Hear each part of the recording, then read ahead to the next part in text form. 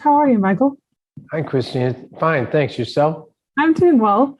Thank you for talking to me about this. I'm having fun watching all of the shenanigans that everyone is getting up to on it. Oh, yeah. Lots of shenanigans for sure. Yeah. When the opportunity to play one of these nine perfect strangers came your way, what got you most excited and interested in this project?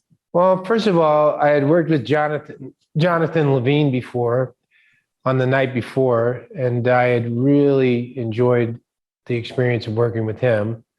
And he called me himself and asked me if I would do it. And I said, well, let me look at some of the scripts. And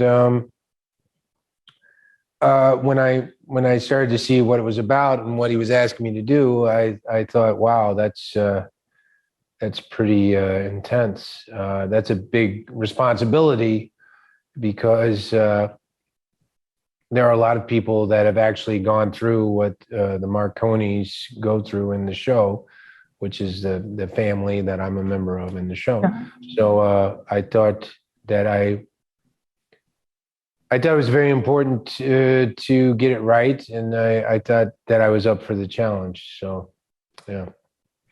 This is a guy that goes into this with his family, with his wife and daughter.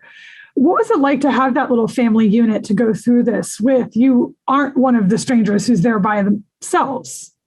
Right.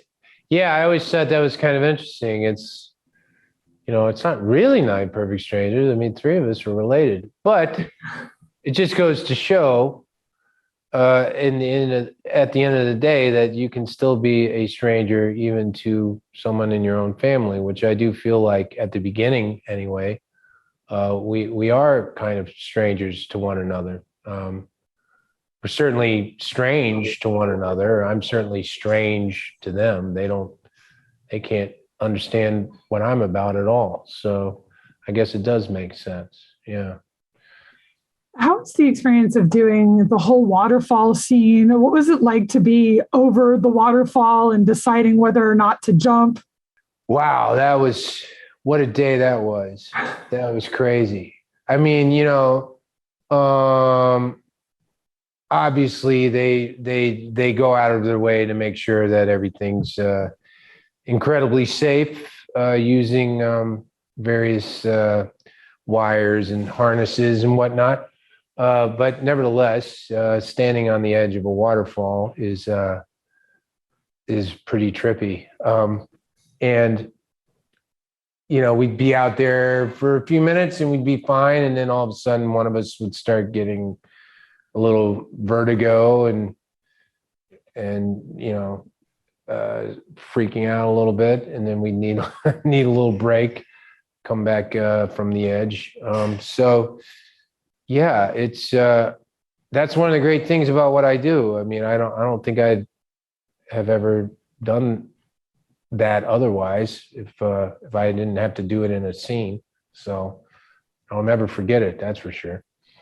To contrast that, the potato sack race looked like it was a lot of fun. What was it like to shoot that? How long did you have to shoot that for? Oh yeah, that was just like half a day. We actually did something else that day too, so it wasn't even the whole day. But it was a lot of fun, although it is a lot of exercise. It's oddly, well, particularly because when you're doing a potato sack race in real life, you don't do it over and over and over and over again. So yeah. we because there's a lot of coverage on that scene, we had to obviously do it more than once. So. Yeah, we all got our exercise that day, that's for sure. If you're going to get screwed around with by anyone, it seems like Nicole Kidman is a good choice to have do that to you. What did you most enjoy about exploring the dynamic between your characters and having someone like her as a scene partner? Because she really has a complex dynamic going with pretty much everybody on the show. She does, and she pulls it off so beautifully. As I remember thinking,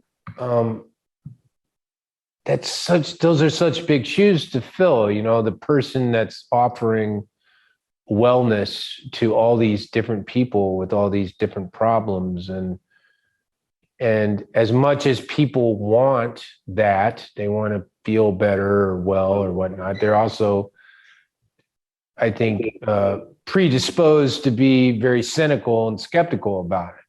So it's like, well, what are you going to tell me that I don't know already? Or what secret do you have that's going to make me feel like $1 million?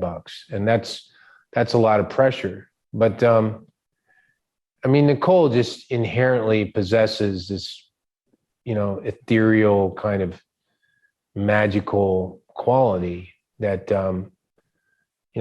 the first day she came on the set, just immediately her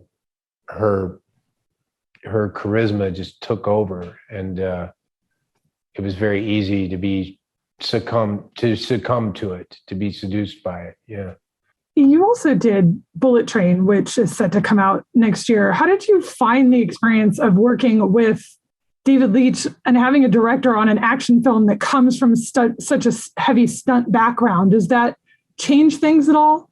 I've done lots of stunt stuff over the years, so I'm familiar with that aspect of things. But David is he's a very smart person, and he's as interested in character as anything else. And I mean, the funnest parts of working on Bullet Train were, for me anyway, was the scene work. I mean, the fighting is going to be, phenomenal. Don't get me wrong, but I signed on because I really just enjoyed the script. So, but I'm very, very curious to see it. I'm impatient to see it. I guess it's not coming out till April next year. So, yeah, it was a lot of fun. Who do you play in that? Who do I play? Yeah. I don't know if I'm even allowed to say who I play in Bullet Train.